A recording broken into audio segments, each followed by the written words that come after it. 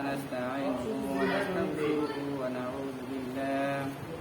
ونعوذ بالله من شرور أنفسنا ومن سيئات أعمالنا من يهد الله فلا مضل له ومن يضلل فلا هادي له وأشهد أن لا إله إلا الله وحده لا شريك له ونشهد أن سيدنا وسندنا وحبيبنا ومولانا محمدا عبده ورسوله الذي أرسله بالحق بشيرا ونذيرا وداعيا إلى الله بإذنه وسراجا منيرا فقد قال الله تعالى في كلامه المجيد والفرقان الحميد أعوذ بالله من الشيطان الرجيم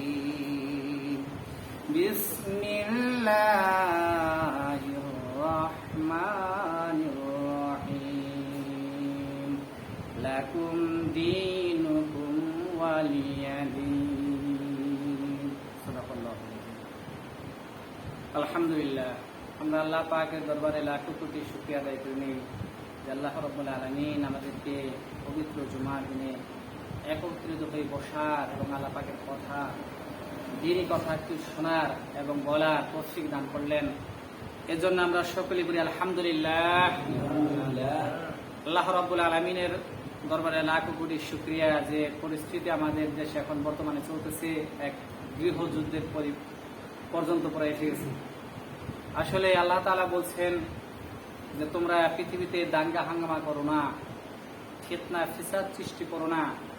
আল ফিতনা তো আসাদ্দু মিনাল কতল, আল্লাহ পাক বলছেন সূরা বাকারার মধ্যে ফিতনা ফিসাদ হত্যার চেয়েও জঘন্য।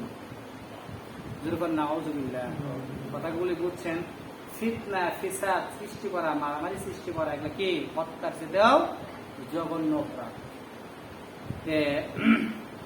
আমি যে সূরাটা তেলাওয়াত করছি সূরাতুল কাফিরুনের শেষ আয়াত, এখানে এই সূরাটা যখন নাজিল হয় নবী করিম সাল্লাল্লাহু আলাইহি ওয়াসাল্লাম এবং কাফিররা বলছিল যে আসেন হে রাসূল, তারা তো রাসূল বলে নাই, নাম ধরে বলছে যে হে রাসূল, যে আমরা ধর্মকে 50-50 ভাগাভাগি করে নিই, কারণ ধর্ম নিয়ে মারামারি সৃষ্টি কাটাকাটি এগুলা ফিতনা ফিসাদ বাদ দিয়ে আপনি কিছুদিন আমাদের এই মূর্তিগুলারে প্রণাম করবেন, পূজা করে দিয়ে যান, আর কিছুদিন আমরা যে কয়েকদিন আপনি দিবেন ওই কয়েকদিন আমরা আপনাদের হারাম শরীফে যেয়ে নামাজ রোজা করে দিয়ে আসবো।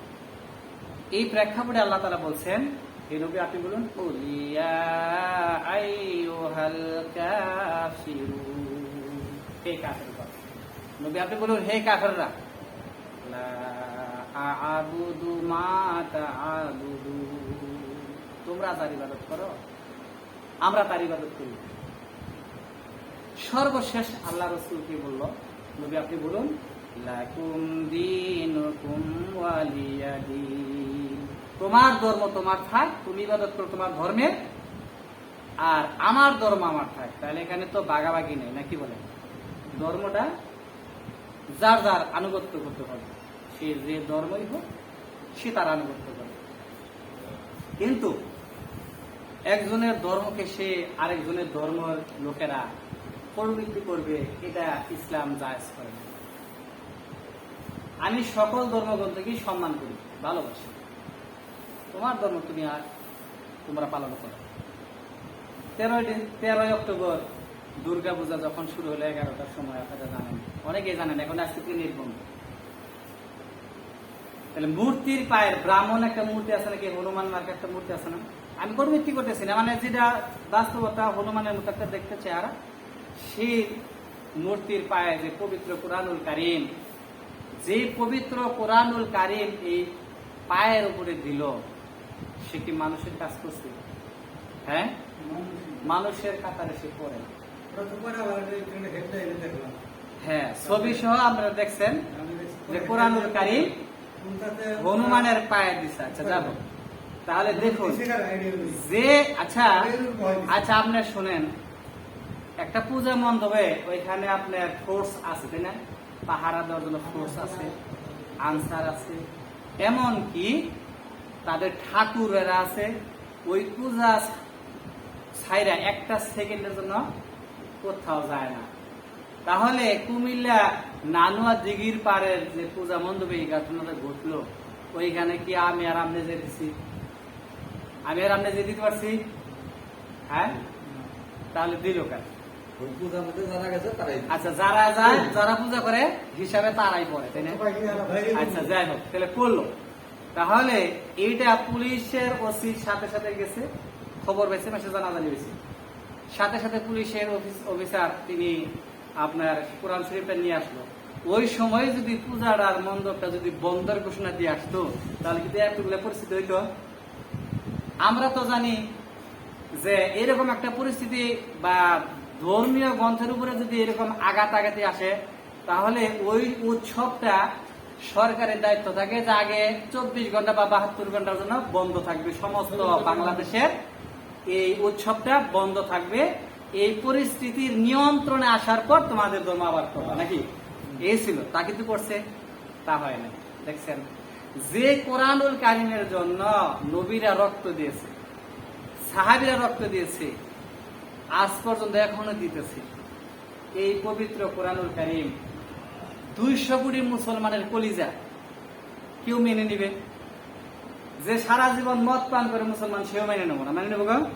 মেনে নেবে।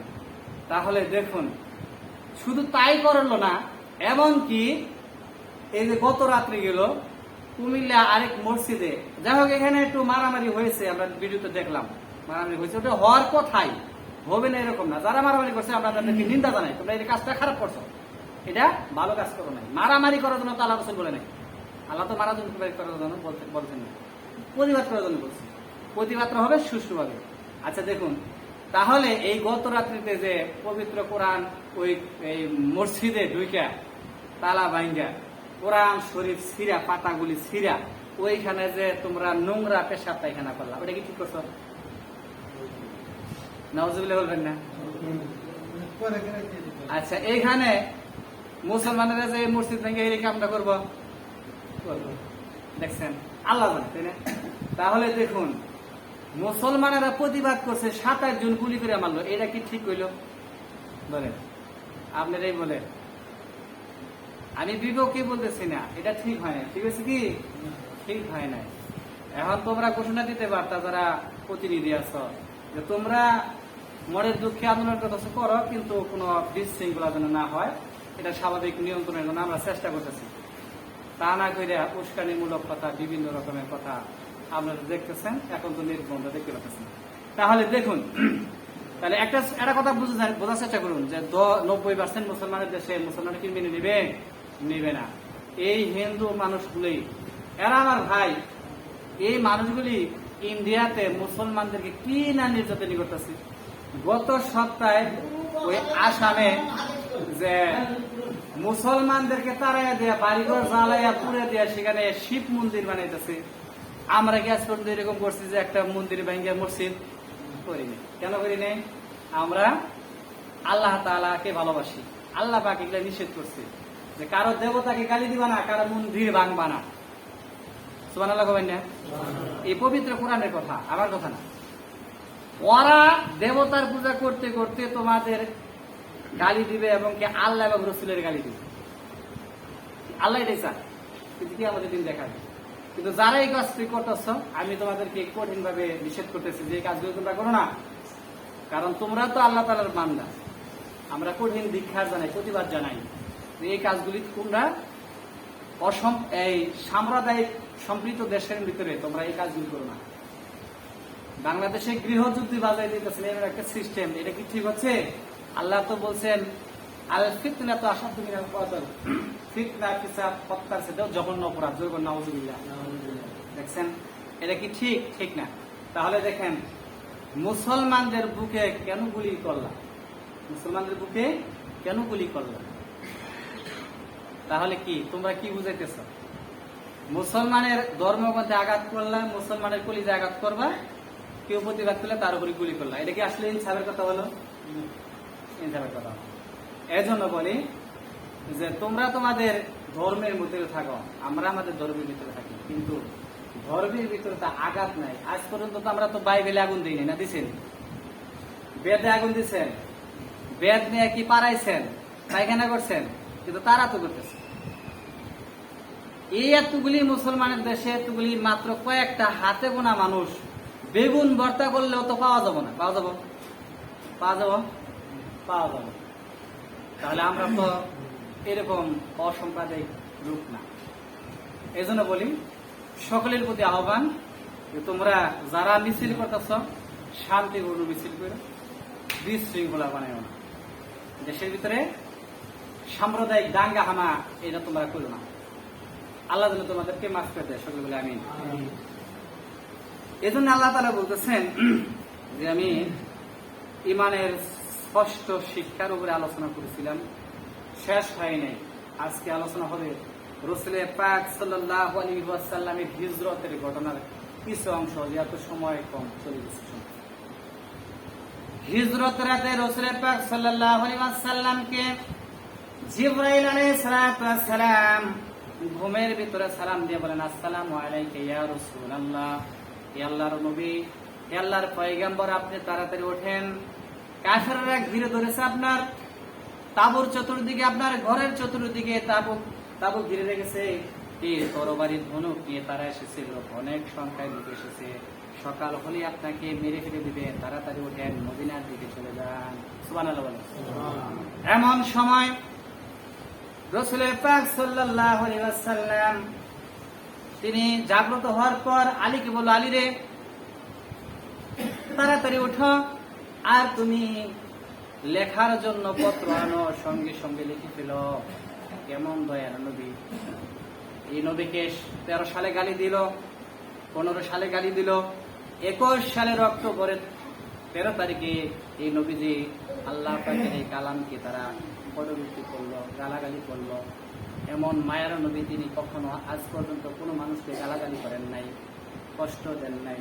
যে যা আছে সে তাকে তাই দিয়ে দিয়েছে, কখনো না করেন নাই। না থাকলে বলছে, যদি না থাকছে তার নিকট, তাহলে তিনি বলছেন তুমি আবার এসো আমার কাছে, ইনশাআল্লাহ আমি তোমাকে দেওয়ার চেষ্টা করবো। সুবহানাল্লাহ বলেন। আলী উঠলেন, আলীকে বলা হলো অমক কাফের এত ভাই, অমক কাফের এত ভাই, এভাবে তাকে লিখতে বললেন। মুসলমানের তুলনায় অসংখ্য হিন্দু, খ্রিস্টান, ইহুদি, নাসারা তাদের সংখ্যা বেশি হয়ে গেল। অনেক আমানত দিয়েছিল আল্লাহ রাসূলের উপর। কারণ ছিল আবু জেহেল তো তারা তাদের নেতা ছিল, কিন্তু জানে ওই ইহুদি নাসারারা যে কেমন নেতা, এই নেতার কাছে 2 পয়সা রাখলে নেতা যে ভিতরে ঢুকাবো আর বাইর করবো না। কিন্তু রব্বুল আলামিন রাহমাতুল লিল আলামিনের নিকট যদি 1টি পয়সা রাখা যায়, নবীজি যেমন করে দেয় ওরকম করে তিনি রেখে দেন, আর ওই অবস্থাকে ফিরিয়ে দেয়। এই জন্য আল আলামিন তারা উপাধি দিয়েছিল বিশ্বাসী উপাধি। সাল্লাল্লাহু আলাইহি ওয়াসাল্লাম সমস্ত টাকাগুলি লিখলেন আর বললেন, আলী রে, আমার বিছানায় আমার চাদর মুলুক দিয়ে তুমি শুয়ে থাকো, আর যার যা পাওনা ছিল তুমি সকাল হলে তাদের হাতে পৌঁছে দিও। এই কথা বলে তিনি এক মুষ্টি বালু নিয়ে তিনি বললেন, আমার সঙ্গে বলেন, ওমা রামাইতা ইয রামাইতা ওয়ালাকিন্নাল্লাহা রামা। এই আয়াত পরে তিনি 3 বার দুম করে শ্বাস করে তিনি ফু দিয়ে যখন একদিকে মারলেন, বালুটা একদিকে চলে গেল। আল্লাহ রাব্বুল আলামিনের আপন কুদরতে সকল কাফেরদের বালুগুলি চোখে চোখে চলে গেল। সুবহানাল্লাহ বলে। বালু যদি কারো চোখে যায়, চোখ দেখে আর দেখা যায় নাকি? মনে হয় হাতি ঢুকছে না? আপনি কথা বুঝতেছেন কিছু? বালুর একটি কোণা যদি কোনো চোখে চলে যায়, আপনি কি আর চোখ তাকায় থাকতে পারেন? চোখ মোড়ক ফেলতে পারেন? পারেন না। পাপড়ি লাগাতে পারেন? পারেন না। এমন অবস্থায় চোখের ভিতরে বালু যখন চলে গেল, কাফেররা চোখ কসলাতে লাগলো। নবী করিম সাল্লাল্লাহু আলাইহি ওয়াসাল্লাম কাফেরদেরকে 2 দিকে ধাক্কা দিয়ে সরাইয়া দিয়া নবী করিম সাল্লাল্লাহু আলাইহি ওয়াসাল্লাম তিনি বাহির হয়ে গেলেন। আবু বকরের বাড়িতে যেয়ে বলেন, আবু বকর, নবী করিম সাল্লাল্লাহু আলাইহি ওয়াসাল্লামের একটি ডাক শোনার মাত্র সঙ্গে সঙ্গে দরজা খুলে গেল। দরজা যখন খুলে গেল, তখন আবু বকর বলেন আসসালামু আলাইকা ইয়া রাসূলুল্লাহ, লাব্বাইক ওয়া সাদাইক, আমি উপস্থিত। হে রাসূল, আমি আপনাকে হিজরত আপনার সঙ্গে হিজরত করার জন্য আমি অনেক আগে থেকে বসে আছি। তাফসীরের ভিতর পাওয়া যায় অনেক দিন ধরে তিনি অপেক্ষা করতেছেন। আল্লাহ রাসূল জিজ্ঞেস করলেন, আবু বকর রে, একটি মাত্র ডাক দিলাম, সঙ্গে সঙ্গে তুমি দরজা খুললে, তুমি কি ঘুমাও না? কেমন করে তুমি দরজাটা খুললে? তখন বললেন যে নবীজি, আপনি যখন বলছেন যে আমার নিয়ে হিজরত করবেন, তখন থেকে আমি আর ঘুমাই না, পিঠটা দরজার সাথে লাগাইয়া দিই। এই অবস্থায় তিনি নিয়ে উল্টা পথে রওনা হলেন। জাবালের সুরে যখন আসলেন, জাবালের পাহাড়ের সুরে যখন আসলেন, ফজর ওয়াক্ত চলে হয়ে গেল। ফজর ওয়াক্ত যখন এসে গেল, এমন সময় তিনি ভাবলেন যে এখন তো যাওয়ার মতো জায়গা নাই, একটি গুহা পাওয়া গেছে। আবু বকর বলে, আমি গুহাটা সাফ করি, রাসূল, ইয়া রাসূলুল্লাহ, আপনি পরে আসেন। গুহা সাফ করার পর আল্লাহ রাসূল যখন গুহার ভিতরে আসলেন, আবু বকর বললেন, হুজুর, গুহা পরিষ্কার হয়ে গেছে, আসেন এখানে আমরা বিশ্রাম নেই। আল্লাহ রাসূল বললেন, আবু বকর, তুমি বসে যাও, তোমার উলুর উপরে আমি মাথাটা রেখে একটু আরাম ফরমাই। সুবহানাল্লাহ। এই অবস্থায় রাসূলকে নিজের হাঁটুর উপরে, রানের উপরে রেখে তিনি চিন্তা করলেন, পাহাড়িয়া গুহা, এই গুহার ভিতরে ছিদ্র ছিদ্র দেখা যাচ্ছে, নিশ্চয়ই বুঝি কোনো সাপ বিচ্ছু থাকতে পারে। এই কথা চিন্তা করে আবু বকরের চাদর ছিঁড়ে ছিঁড়ে যখন গুহাগুলি বন্ধ করতেছিল, এমন অবস্থায় 2-3টা গুহা আর বন্ধ করার মতো চাদর থাকলো না। এই অবস্থায় 2টি পা দিয়ে যখন গুহাটা চেপে ধরলেন, সকাল হয়ে যাওয়ার পর বিষাক্ত সাপ এসে বাসা থেকে বাইরে হওয়ার সময় কিন্তু রাস্তা না পাওয়ার কারণে আবু বকর পায়ের উপরে যখন সুবল দিলেন, আঘাত করলেন। এই অবস্থায় আবু বকর রাদিয়াল্লাহু আনহু বিশ্বের যন্ত্রণায় ছটফট করতেছে। এমন অবস্থায় হঠাৎ করে আবু বকরের চোখ থেকে পানি যখন নবী করিম সাল্লাল্লাহু আলাইহি ওয়াসাল্লামের মুখের উপর যখন পড়লেন, নবী করিম সাল্লাল্লাহু আলাইহি ওয়াসাল্লামের ঘুম তখন ভেঙে গেলেন। এই অবস্থা দেখে নবী করিম সাল্লাল্লাহু আলাইহি ওয়াসাল্লাম বলছেন, আবু বকর, তোমার বোধ হয় বাড়ির কথা মনে পড়ে গেছে, তুমি কাঁদতেছো, তোমার পরিবার পরিজনের জন্য হয়তো চিন্তা করে। আবু বকর বলতেছেন, ইয়া রাসূলুল্লাহ, আল্লাহর নামের কসম করে বলতেছি, যেই দিন আমি ঈমান এনেছি ওই দিন থেকে আমার পরিবার পরিজন, স্ত্রী, মায়া, সকল কিছু পরিত্যাগ করে আপনাকে সবচেয়ে বেশি আমি ভালোবাসি। সুবহানাল্লাহ। দেখছেন এই অবস্থায় তাহলে বললেন, আল্লাহ রাসূল বলতেছেন, তাহলে তুমি কাঁদো কেন? তিনি বলতেছেন, অনেকগুলি গর্ত ছিল, আমি চাদর দিয়ে গর্তগুলি, ছিদ্রগুলি বন্ধ করে দিয়েছি, কিন্তু পা দিয়ে 2টি গর্ত আর বন্ধ করতে পারি নাই। কিন্তু বিষাক্ত সাপ আমাকে সবল দিয়েছে, বিশ্বের যন্ত্রণায় চোখ দিয়ে পানি পড়তেছে। আমার যদি কলিজাও ছিঁড়ে গেত, কিন্তু আমার রাসূলের ঘুমটা নষ্ট হবে, এজন্য আমি উহা শব্দটাও করতাম না। নবী করিম সাল্লাল্লাহু আলাইহি ওয়াসাল্লাম বলেন, তুমি আগে থেকে বললেন না কেন? তুমি যদি আগে বলতে তাহলে এত কষ্ট হতো না। কোথায় তোমার সাথে সবল দিয়েছে? সঙ্গে সঙ্গে নবী করিম সাল্লাল্লাহু আলাইহি ওয়াসাল্লামের থুতু মুবারক ওই কাটা জায়গায় দিয়ে দিলেন। সঙ্গে সঙ্গে আল্লাহ রাসূলের থুতু দেওয়ার সঙ্গে সঙ্গে বিষ মুক্ত হয়ে গেল। সুবহানাল্লাহ। এমন সময় পায়ের চিহ্ন খুঁজে খুঁজে কাফেররা উপস্থিত। ওই যে বলছিলাম না কত জমায়, যারে দেখে ভয় পাইতেছেন সে তো উপস্থিত, তাহলে কেমন লাগলো? কথা বলছেন নাকি? তখন কেমন লাগলো? আবু বকর বলতেছে, কাফেররা খুঁজতে খুঁজতে আমাদেরকে পেয়ে গেছে, একটু উকি দিলে দেখতে পায়। কাফেররা বলতেছে, কিছু দল কাফেররা বলে এখানে রাসূল আছে। যখন বলে আছে, টিকটিকি পাখিটা, ওই পোকাটা বলে টিকটিক, আর যখন বলে নাই তখন চুপ করে থাকে। এই অবস্থায় দুমন দশা হয়ে গেল কাফেরদের মধ্যে। এই অবস্থায় আবু বকর রাদিয়াল্লাহু আনহু ভয়ের চোটে কেঁদে দিলেন। আমরা 2 জন মানুষ, নিরস্ত্র, কিছু নাই, আর অনেকগুলি কাফেরের সাথে মোকাবেলা কেমনে করবো? নিশ্চয়ই আমাদেরকে গুহা থেকে তুলবে আর এরা করে কূপ দিব শেষ। এই অবস্থায় কাঁদতেছে। আল্লাহ রাসূল তখন তার সাথীকে সান্ত্বনা দিয়ে বললেন, সূরা তাওবার 40 নম্বর আয়াতে আল্লাহ পাক বলছেন, ইযহুমা ফিল ইয ইয়াকুলু লিসাহিবি লা তাহজান ইন্নাল্লাহা মা'ানা। স্মরণ করো সে সময়ের কথা যে সময় আবু বকর রাদিয়াল্লাহু আনহু এবং আল্লাহ রাসূল গুহার ভিতরে ছিল। আবু বকর যখন কেঁদেছিল আর আমরা বুঝি ধরা পড়ে গেলাম, আমাদের বাঁচার উপায় নাই, এই কথা যখন বলতেছিল আল্লাহ রাব্বুল আলামিন ইতিহাস জানাই দিলেন, নবী গো আপনার উম্মতদেরকে আপনি জানাই দেন এরকম বিপদে যদি পড়ে তাদেরকে কিভাবে ধৈর্য ধারণ করতে হবে, কিভাবে ধৈর্য ধারণ করবেন। এই জন্য আল্লাহ তাআলা এই কথাগুলি কোরআন কারীমের ভিতরে রেকর্ড করে দিয়েছেন। আপনারা কি রাগ করতেছেন আমার কথায়? আমি এখানে ভিডিওতে ধারণ করা হয়, এদেরকে রাগ করেন কেন? রাগ করেন। এই কথাগুলি যত মানুষ শুনবো দেখবো সব গায়ে দাঁড়িয়ে সব হবো, সোনালা বলবেন না? আপনাদেরও সব হবো, আমারও সব হবো। তাহলে এই সওয়াবের কাজে নিষেধ কেন? সওয়াবের কাজে নিষেধ নাই। সওয়াবের কাজ যত করতে পারেন, নিঃশ্বাস যতক্ষণ পর্যন্ত থাকবে ততক্ষণ পর্যন্ত আপনি আপনার জন্য আমলের সদগায়ে জারিয়ার কাজ করবেন। সুবহানাল্লাহ বলেন। কারণ আপনার নিঃশ্বাস ত্যাগ হলেই আপনার আমল বন্ধ। তখন কে আমল করে দিব বলেন তো? দিতে পারবে? দিতে পারবে না। এই বিষয়ে আরেকদিন আলোচনা করবো ইনশাআল্লাহ। এই সময় হযরত আবু বকর সিদ্দিক রাদিয়াল্লাহু আনহু কাঁদতেছেন। আল্লাহ রাব্বুল আলামিন আয়াত নাযিল করে দিলেন, নবী গো আবু বকরকে বলেন ইযহুমা ফিল গার।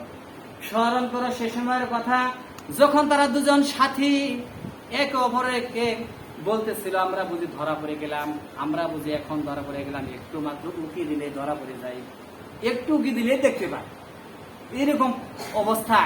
একটু ফুচ্ছি দিলেই দেখে পালাবার তো পথ নাই, গুহা তো দুকুলি, খালি ফুচ্ছি দিলেই দেখবে আর ধরবে আর তুলে কোবায় কাটতো শেষ। এই পর্যন্ত কাজ। ভয়ের কথা না? আবু বকর তো নবী না, আবু বকর সাহাবী, ভয়ের কথাই। তিনি ভয় পেয়ে কাঁদিতেছে। আল্লাহ রাব্বুল আলামিন আপন কুদরতে সঙ্গে সঙ্গে মাকড়সার জাল বানাই দিল। যে মাকড়সা গুলো দ্রুত গতিতে জাল বানাই দাও, কাফেরদের চোখে আর তো তুলে দিল। তারা উনি বুঝে যে এখানে একটা মানুষ যদি যায় মাকড়সার জাল ছিঁড়বে না, কথা বুঝেন নাই? ছিঁড়বে না। তাহলে মাকড়সার জাল যদি থাকে তাহলে কি সে এটা দম দশা করবো না? যেখানে মানুষ গেলে তো মাকড়সার জাল ছিঁড়তো, কোনো জাল থাকতো না। তাহলে এখানে নিশ্চয়ই নাই। আল্লাহ পাক বলতেছেন ইয ইয়াকুলু লিসাহিবিহি লা তাহজান।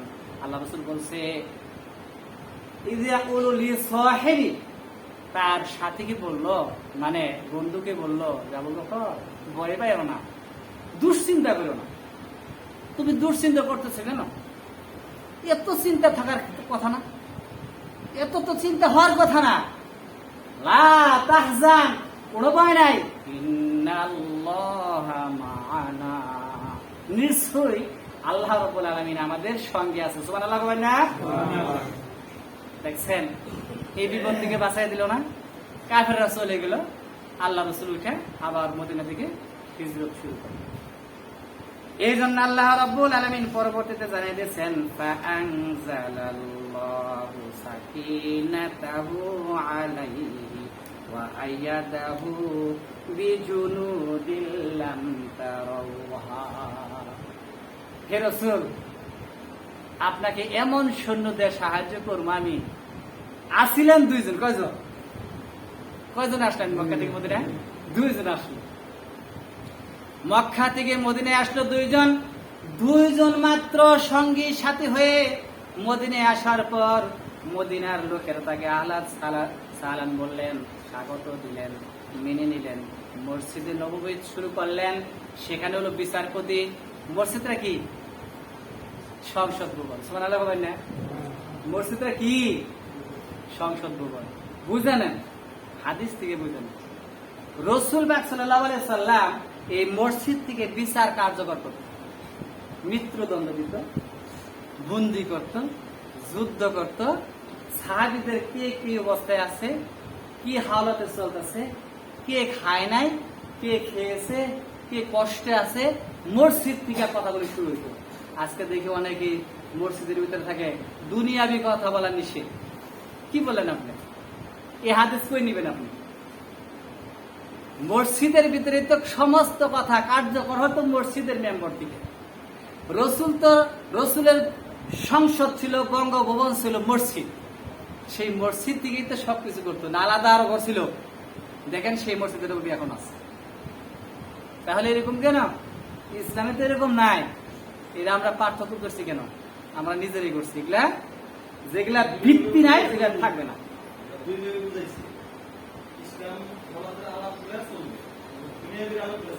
দুনিয়াবি আলাপ কোথায় কি করতেছে কে? এগুলা মসজিদ থেকে এই সমস্ত কথাগুলি রাসূল সাল্লাল্লাহু আলাইহি ওয়াসাল্লামের আপনার নবুয়তের এই 23 বছর জিন্দেগি চলছে, সাহাবীরা চালাইছে। তাহলে দেখুন মসজিদ থেকে কি নিষেধ করছে সেটা জানেন? নিষেধ হলো কুকর্মের কাজের আহ্বান নিষেধ। এটা হলো দুনিয়াবি, বুঝছেন? কুকর্মের কাজে নিষেধ, এটা বুঝে নিতে হবে। তাহলে মসজিদ হলো পার্লামেন্ট। সেই মসজিদের ভিতরে কোরআন শরীফ ছিঁড়া যদি এই গতরাত্রিতে পায়খানা পেশাব করে তাহলে কেমন লাগে বলেন? দেখছেন, কথায় তো কথা বাইরে হয়। এই অবস্থায় নবী করিম সাল্লাল্লাহু আলাইহি ওয়াসাল্লামকে বলে, নবী গো, চিন্তার কোনো কারণ নাই, সামনে আসতেছে তোমাদেরকে যে ঘর থেকে বাহির করে দেয় তাকে বাহির করে দাও, যে তোমাকে হত্যা করে তোমাদেরকে হত্যা করে তাদেরকে হত্যা করো। এই আয়াত নাজিল করে দিল শান্তি শৃঙ্খলার জন্য আল্লাহ রাব্বুল আলামিন কোরআনের টাইমে এই আয়াতগুলি নাজিল করে দিলেন। তোমাদের যে কেউ হত্যা করবে তারে হত্যা করবে, তোমাদের যে কেউ ঘর থেকে বাইর করে দেয় তারাও বাইর করে দেবে, তাই না? দেখছেন, অনেকেই বলে যে ইসলাম সাম্প্রদায়িক। ইসলামের ভিতরে সাম্প্রদায়িক নাই। ইসলাম ছাড় দেয় কিন্তু ছেড়ে দেয় না। কথা বুঝছেন? ছাড় দেয়, ছেড়ে দেয় না। আল্লাহ পাক ছাড় দেয়, ছেড়ে দেয় না। কিন্তু ছাড় দেয় কিন্তু ছেড়ে দেয় না। কথা বুঝছেন? এই জন্য যারা আন্দোলন করেন, মূর্তির পায়ে কোরআন শরীফ দিছে, কিন্তু আন্দোলন করতে হবে মুসলমান, কিন্তু বিশৃঙ্খলা করা যাবে না, মারামারি সৃষ্টি করা যাবে না। আর যারা নিয়ন্ত্রণে থাকেন গুলি করে 7-8 জন মারেন না, এটা ইসলামে নাই। আপনারা তো অনেক ইসলাম ইসলাম করেন, আমরা দেখি, কিন্তু আসলে এগুলো নাই। মুসলমানের দেশে কলিজায় আগুন দিলে কার না আগুন জ্বলবে? একজন গাঁজা ঘুরের কলিজায় লাগবে যে আমার পবিত্র কোরআনকে এরকম করলো, আমি মেনে নিতে পারি না। এই জন্য বলি যে আমরা যেন কোনো সময় উগ্রবাদী না হয়, আমাদের জন্য উগ্রবাদী না করতে পারে, সন্ত্রাসের খাতায় নাম তালিকা না দিতে পারে। আল্লাহ পাক যেন যারা এই কাজগুলি করতেছে, আল্লাহ পাক যেন তাদেরকে ধরাই দেয়। আমরা সরকারের প্রতি আহ্বান জানাই, তাদেরকে বিচারের আওতায় আনুন, দৃষ্টান্তমূলক শাস্তি দেন। বাংলাদেশে কেন সারা পৃথিবীতে যেন এরকম কোরআনকে কটূক্তি করতে না পারে, আর কোরআনকে কোনো পূজার পায়ে বা আপনার অবমাননা না করতে পারে। ওয়া আখিরু দাওয়ানা আলহামদুলিল্লাহি রাব্বিল আলামিন। আসসালামু আলাইকুম ওয়া রাহমাতুল্লাহি ওয়া বারাকাতুহু।